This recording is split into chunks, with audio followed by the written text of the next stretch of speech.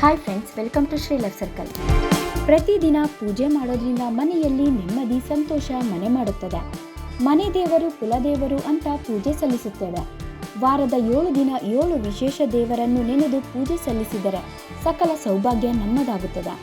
ಪ್ರತಿದಿನ ಮನೆ ದೇವರ ಪೂಜೆ ಜೊತೆಗೆ ಆ ದಿನದೊಂದು ಪ್ರಾಮುಖ್ಯತೆ ಪಡೆದಿರೋ ದೇವರ ಪೂಜೆ ಮಾಡುವುದರಿಂದ ತುಂಬ ಒಳ್ಳೆಯದು.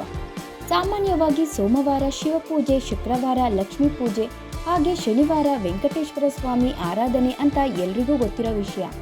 ಆದರೆ ಈ ದೇವರ ಜೊತೆಗೆ ಮತ್ತಷ್ಟು ದೇವರ ಆರಾಧನೆ ಇಂಥದ್ದೇ ದಿನ ಮಾಡೋದ್ರಿಂದ ಮತ್ತಷ್ಟು ಒಳ್ಳೆಯದಾಗುತ್ತದೆ. ಪೂಜೆ ಅಷ್ಟೇ ಅಲ್ಲ, ಆ ದೇವರ ಪವರ್ಫುಲ್ ಮಂತ್ರ ಪಠಣೆಯಿಂದ ನಮ್ಮ ಜೀವನದಲ್ಲಿ ಹಲವು ಬದಲಾವಣೆಗಳಾಗುತ್ತದೆ. ಯಾವ ದಿನ ಯಾವ ದೇವರ ಪೂಜೆ ಮಾಡಬೇಕು, ಆ ದಿನ ಪಠಿಸುವಂಥ ವಿಶೇಷ ಮಂತ್ರಗಳು ಯಾವುವು ಅಂತ ಈ ವಿಡಿಯೋದಲ್ಲಿ ತಿಳಿಸಲಾಗಿದೆ. ವಿಡಿಯೋ ಸ್ಕಿಪ್ ಮಾಡದೆ ನೋಡಿ. ಅದಕ್ಕೂ ಮುಂಚೆ ನೀವಿನ್ನೂ ನಮ್ಮ ಚಾನಲ್ನ ಸಬ್ಸ್ಕ್ರೈಬ್ ಮಾಡಿಲ್ಲ ಅಂದರೆ ಈಗಲೇ ಸಬ್ಸ್ಕ್ರೈಬ್ ಮಾಡಿ.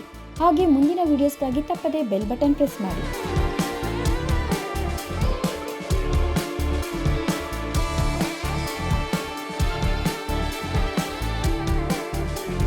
ಪ್ರತಿದಿನ ಮನೆಯಲ್ಲಿ ಪೂಜೆ ಮಾಡೋದು ತುಂಬ ಮುಖ್ಯ.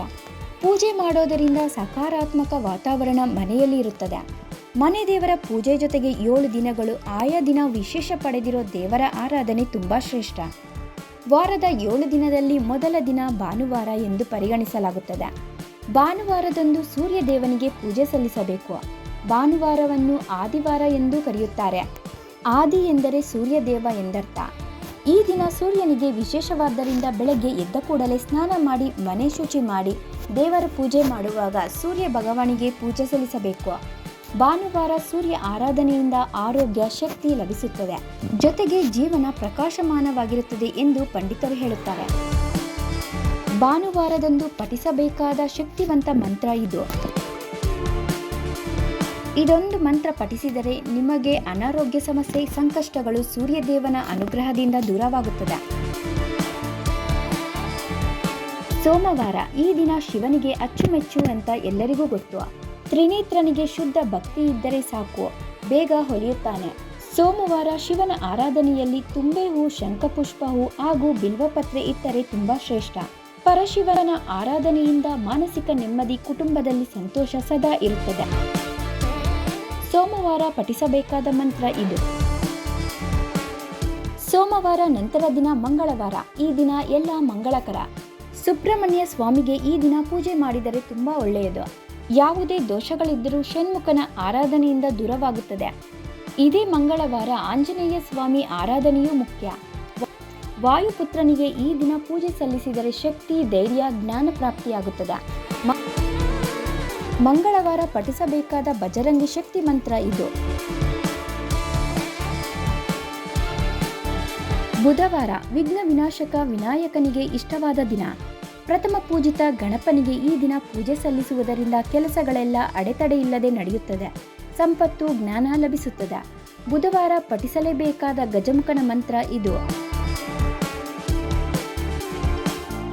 ಈ ಮಂತ್ರ ಬುಧವಾರ ಅಷ್ಟೇ ಅಲ್ಲ, ಪ್ರತಿದಿನ ಕೆಲಸಕ್ಕೆ ಹೋಗುವ ಮುನ್ನ, ಮಕ್ಕಳು ಶಾಲೆಗೆ ಹೋಗುವ ಮುನ್ನ ಪಠಿಸಿದರೆ ತುಂಬ ಒಳ್ಳೆಯದು. ಗುರುವಾರ ಕಲಿಯುಗ ದೈವ ರಾಯರ ಆರಾಧನೆ ದಿನ. ಶ್ರೀ ಗುರು ರಾಘವೇಂದ್ರ ಸ್ವಾಮಿಗೆ ಇಷ್ಟವಾದ ಈ ದಿನ ತುಪ್ಪದ ದೀಪ ಬೆಳಗಿಸಿ ರಾಯರ ಧ್ಯಾನ ಮಾಡಿದರೆ ಮನೆಯಲ್ಲಿ ನೆಮ್ಮದಿ, ದುಷ್ಟಶಕ್ತಿಗಳಿಂದ ರಕ್ಷಣೆ ಸಿಗುತ್ತದೆ. ರಾಯರ ವಿಶೇಷ ಹಾಗೂ ಶಕ್ತಿಶಾಲಿ ಮಂತ್ರ ಇದು. ಇದೊಂದು ಮಂತ್ರ ಪಠಿಸಿದರೆ ಸಾಕು, ಕಷ್ಟಗಳೆಲ್ಲ ದೂರವಾಗುತ್ತದೆ. ಶುಕ್ರವಾರ ಈ ದಿನ ಎಷ್ಟೋ ಮಂದಿಗೆ ವಾರದ ದಿನ, ಅಂದರೆ ಕಳಶ ಪ್ರತಿಷ್ಠಾಪನೆ ಮಾಡೋ ದಿನ. ಶುಕ್ರವಾರ ಅಂದ ಕೂಡಲೇ ಮಹಾಲಕ್ಷ್ಮಿ ಆರಾಧನೆ ಅಂತ ಎಲ್ರಿಗೂ ಗೊತ್ತಿರೋದು. ಈ ದಿನ ಸಿರಿದೇವಿಗೆ ಪೂಜೆ ಮಾಡೋದ್ರಿಂದ ತಾಯಿ ಅನುಗ್ರಹದಿಂದ ಸಂಪತ್ತು, ಐಶ್ವರ್ಯ ಪ್ರಾಪ್ತಿಯಾಗುತ್ತದೆ. ಲಕ್ಷ್ಮೀ ದೇವಿಯ ಪವರ್ಫುಲ್ ಮಂತ್ರ ಶುಕ್ರವಾರ ಪಠಿಸಿದರೆ ದರಿದ್ರವೆಲ್ಲ ದೂರವಾಗಿ ಅದೃಷ್ಟ ನಮ್ಮ ಕೈ ಸೇರುತ್ತೆ. ಶುಕ್ರವಾರ ಪಠಿಸಬೇಕಾದ ಪವರ್ಫುಲ್ ಮಂತ್ರ ಇದು.